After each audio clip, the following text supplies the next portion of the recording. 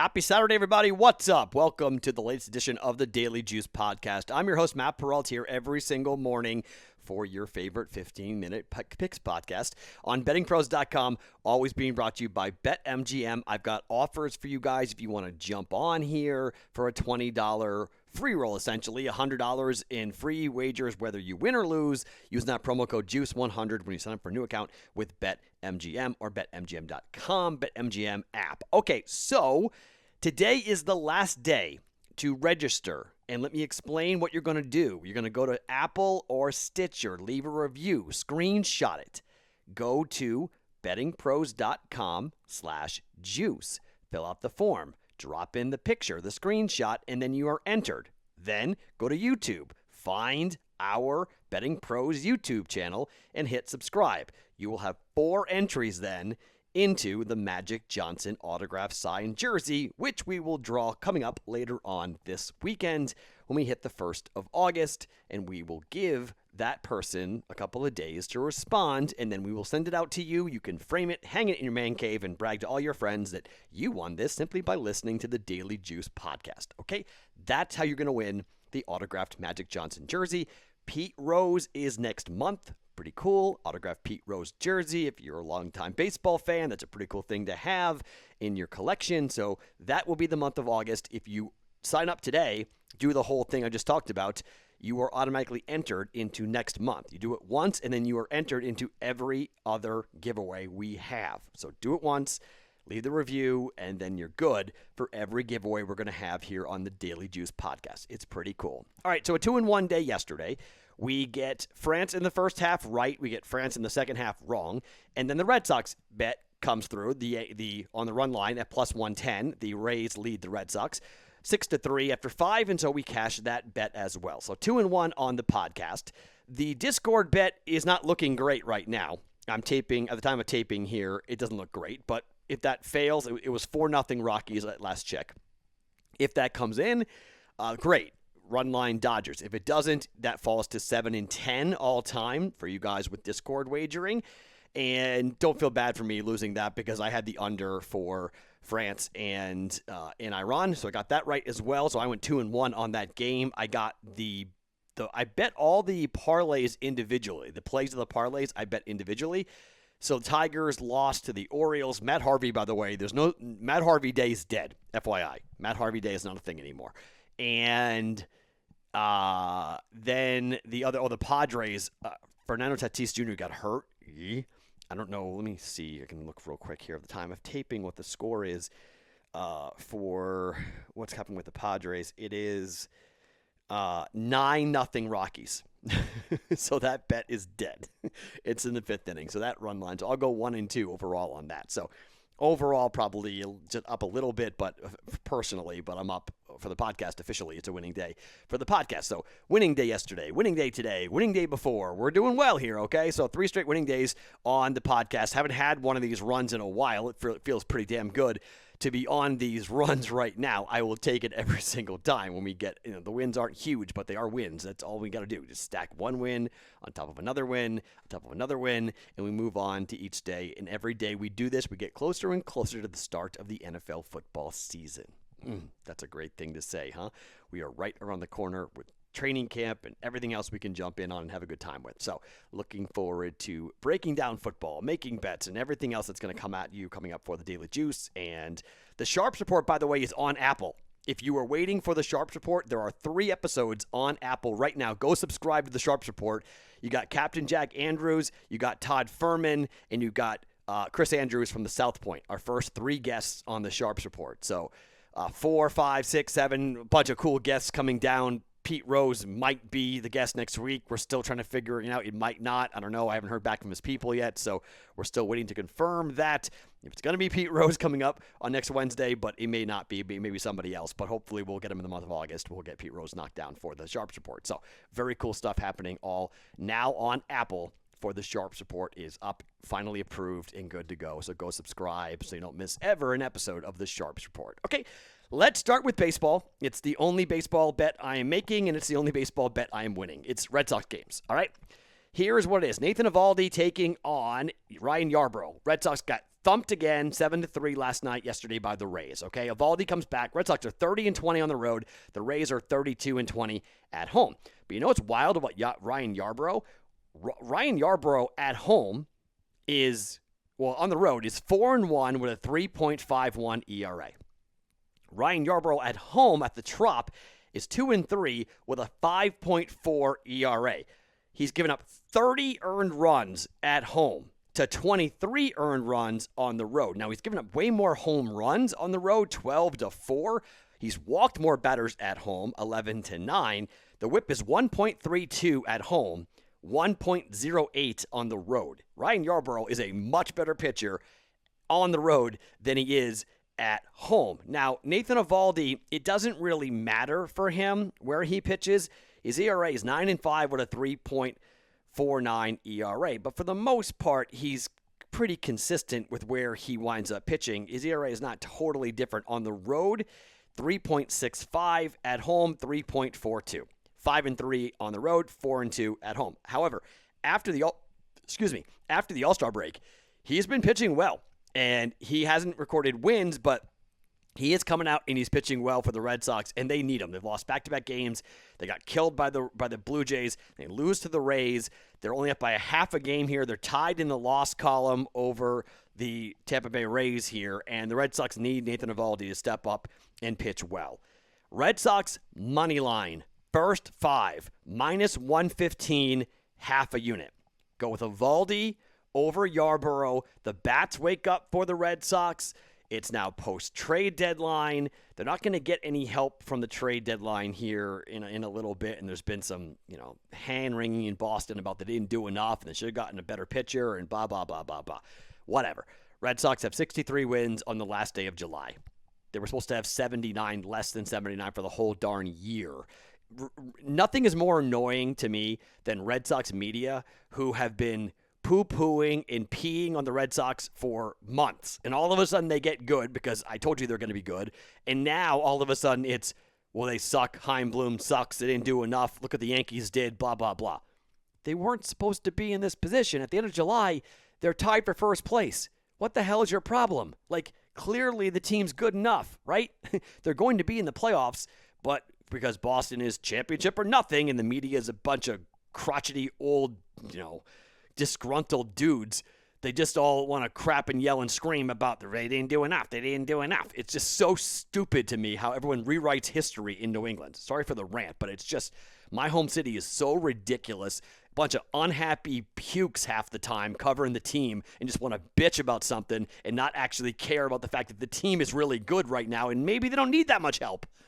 I don't know. Maybe Chaim Bloom knows more than the writer for the Boston Herald. I don't know. Maybe I'm wrong, right? Guy's only making a ton of money to run the Red Sox. Anyways, Red Sox money line today against the Tampa Bay Rays, -115. Red Sox first 5 to be winning. We do have a push potential. If they're tied, we can push this. That's why I'm not doing run line. I'm just doing money line for the Red Sox here against the Rays. And now that we won a bet, after losing a bet, we're now 2-1 officially since we started this, where once I lose back-to-back bets on the Red Sox, I'll stop this. But the only official plays I'm making pretty much are Red Sox games. Not on the Red Sox, but Red Sox games involving the Red Sox, because my record is, so far 2-1, but I've had a pretty good record with the Red Sox here, betting on them over the course of the year, and I pretty much stink everywhere else. So, Red Sox, money line, first 5. Okay, second play. And this play is going to be early. So I'm hoping you're listening to this early. 5 a.m. Pacific time, 8 a.m. Eastern time. Team USA taking on the Czech Republic.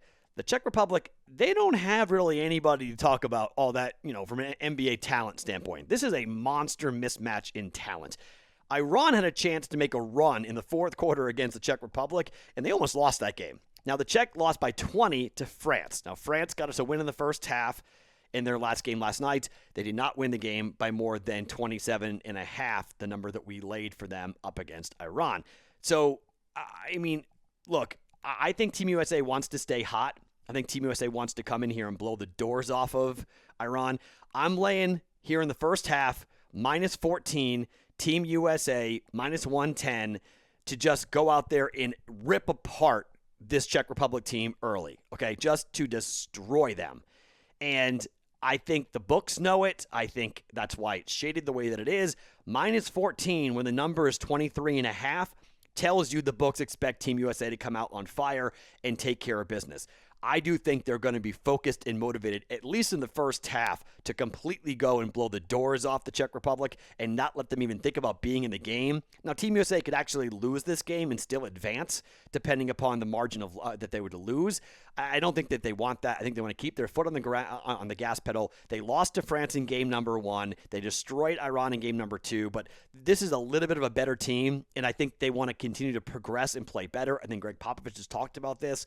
I think Dame Lillard wants to keep going, shooting well. Same thing with Kevin Durant. Get them into a rhythm here and get them used to FIBA basketball and get them used to playing defense and get their legs underneath them as they head towards the knockout stages.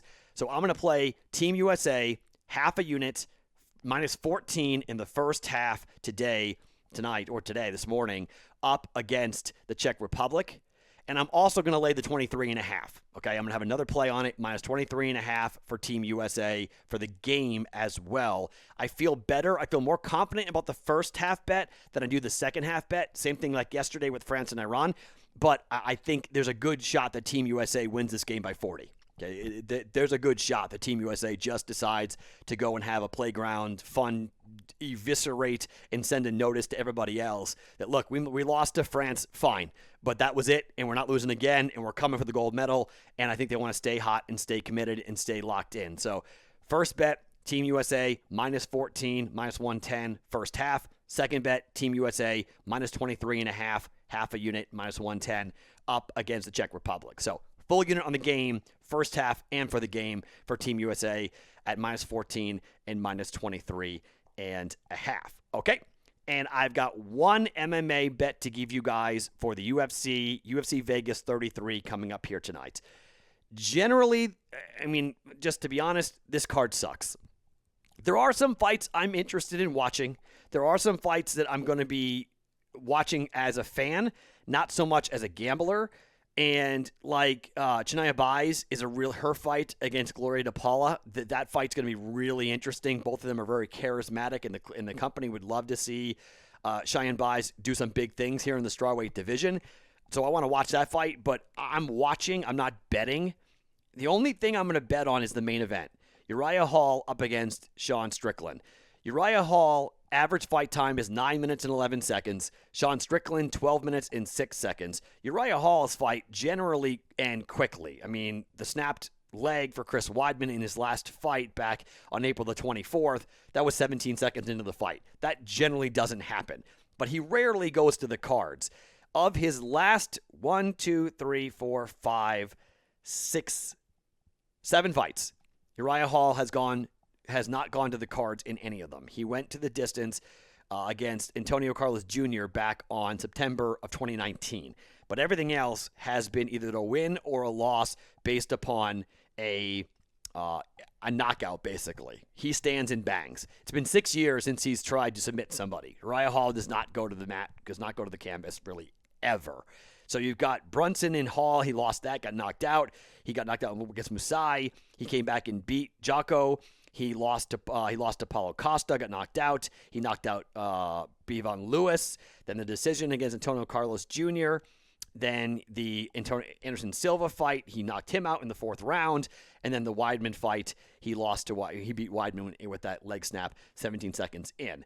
Strickland, on the other hand, he worries me just a little bit on this, but listening to what he has said, because Uriah Hall is not going to go and try to get it to the mat, Sean Strickland has no interest in going to the mat at all, okay?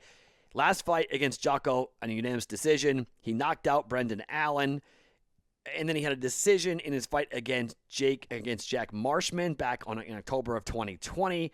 He knocked out the 2 fighters before that.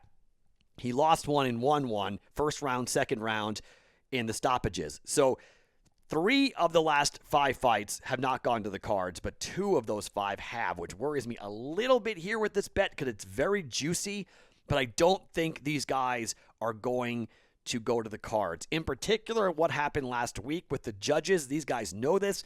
Don't play around with the judges. End this thing as soon as you can.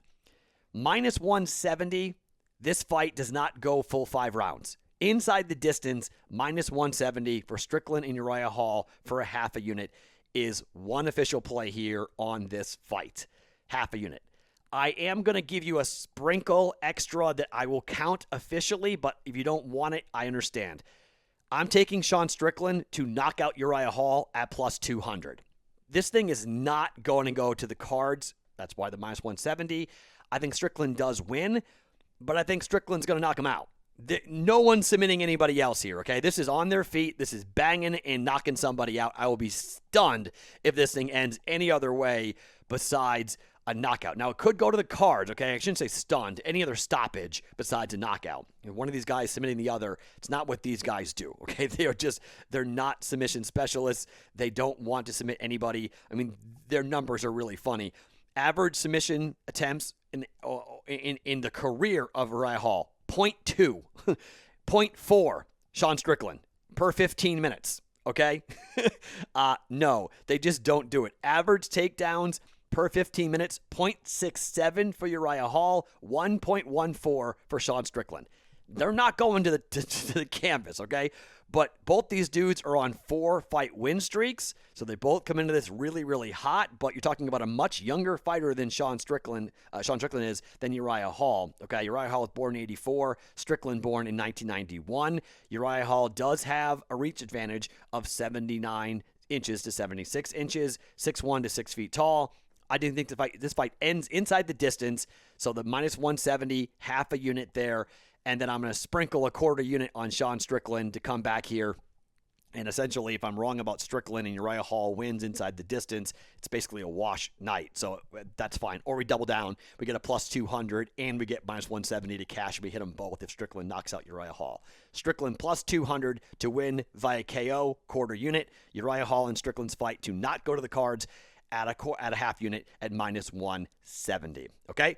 Those are the plays for us here on a Saturday's Daily Juice. Again, the early play, early, Team USA minus 14 first half, minus 23.5 for the game for Team USA. That's an early morning start time for that. So get up, grab your coffee, and watch a bet go through. Hopefully Team USA plays really well and blows them out.